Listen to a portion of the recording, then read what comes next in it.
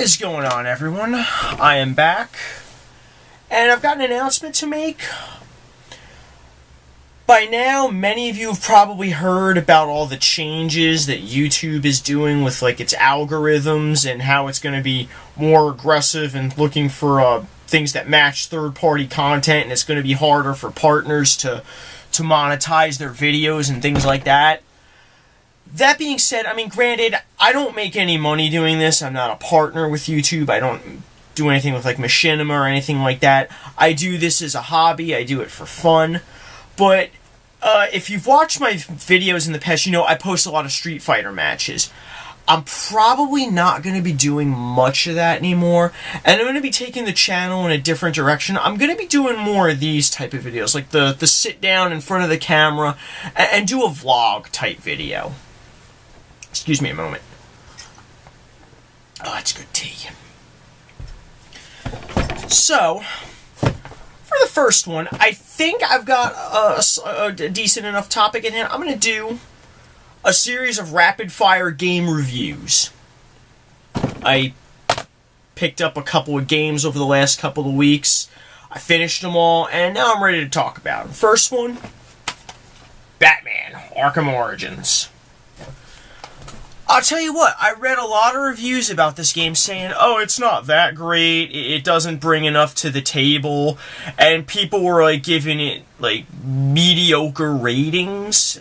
And to tell you the truth, I gotta disagree. I think this was a great game. My biggest complaint was probably the difficulty. Because if you've played Arkham Asylum, if you've played Arkham Origins, I feel like the developers of Arkham Origins based the game on the assumption that you played the other two. Because they ramp it up really hard, really fast on you. Not that it's a bad thing. It is definitely possible to overcome everything. You are the Batman. You have plenty of combat abilities, gadgets. You've got all the tools to master the gameplay.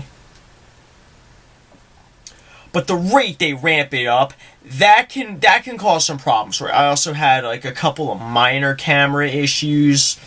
Not really too much of a gripe when I was fighting Firefly. Granted, I beat him first try. There was that one part halfway in between the fight where you gotta jump across the girders on the bridge, and I'm the camera angle was kind of screwing me over a little bit, so that was an issue I had. Other than that, I think this was a great game. I would say Arkham City was the best of the three, but this is definitely up there with Arkham Asylum and Arkham City. Second game on my list was, I got a chance to finally play it, DMC, Devil May Cry, the reboot. I don't have the box because I downloaded it off of Xbox Live.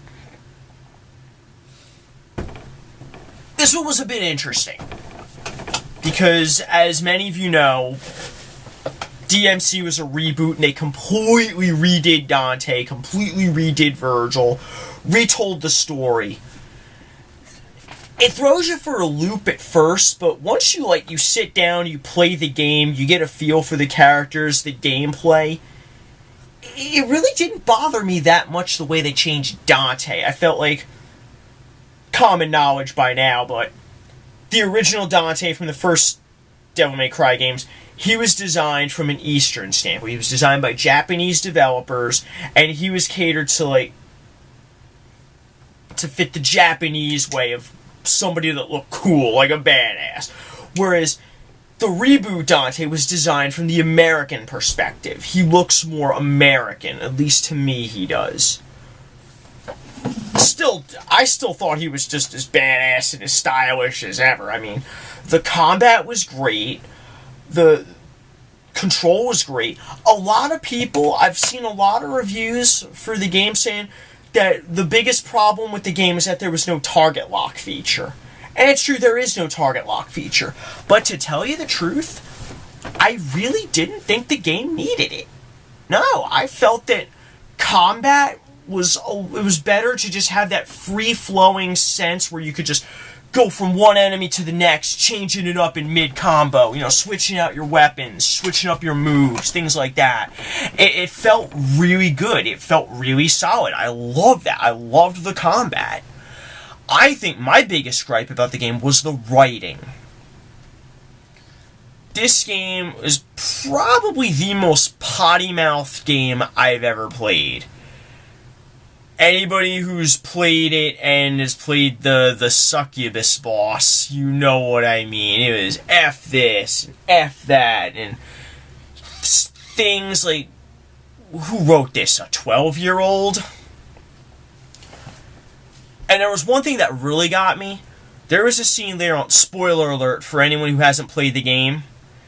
There is a scene where you see Virgil with a sniper rifle.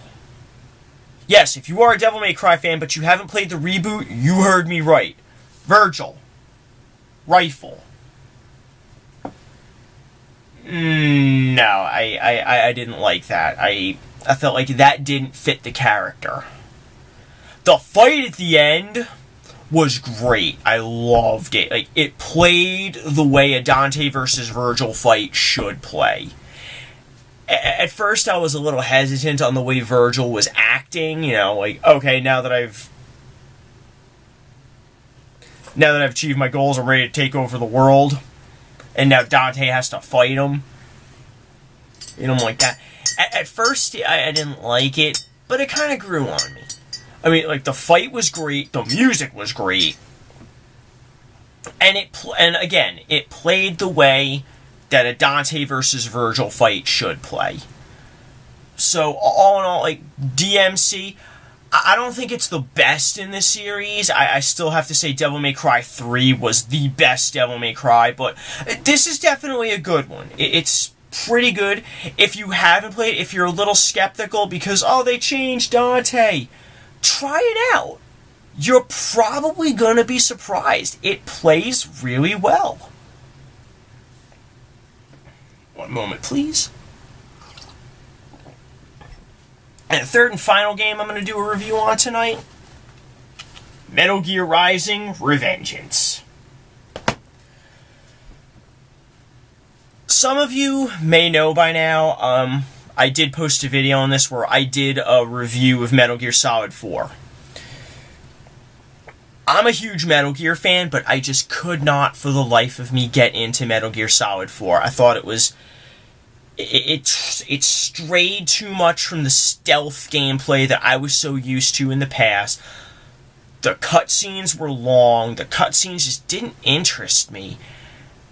And I felt that the aiming system was needlessly complicated. Whereas Rising is a straight-up action game. Yes, there's stealth in it, and I like that. There's parts where you can try to sneak up on the guys and just stab them from behind without them knowing you're there. Or there's parts where the guys, like the enemies have a civilian pinned down and they're threatening to shoot him, and he's gonna get shot and killed unless you're able to sneak up and pick these guys off one by one. Like, they did stuff like that, and that was cool. I liked that. You know, there's even spots where, you know, you gotta make your way past infrared cameras and the lasers and whatnot, and you have the option to slice the cameras, which was great. I loved it. Who said it? Angry Joe. Angry Joe's review mentioned that you have the ability, like, when you slice something, it feels like you're really cutting it. And you are. Like, pretty much anything in the game can be sliced. Which is how it should be, because you are a badass ninja in this game. It's awesome. The combat is great. The blade mode mechanic, where you slow down time and you can pick and choose, like, the weak spots in a person to slice through them, grab their insides and heal yourself. Or, most notably, the fight at one of the bosses where he's got a shield and you gotta slice through the weak spots in the shield. It was great. It was great. It really made the game look great. I won't give any spoilers on it, but the final boss of Rising was probably the most epic final boss I've ever played against. It was awesome. Like, a part of me was thinking, I don't even want to kill him.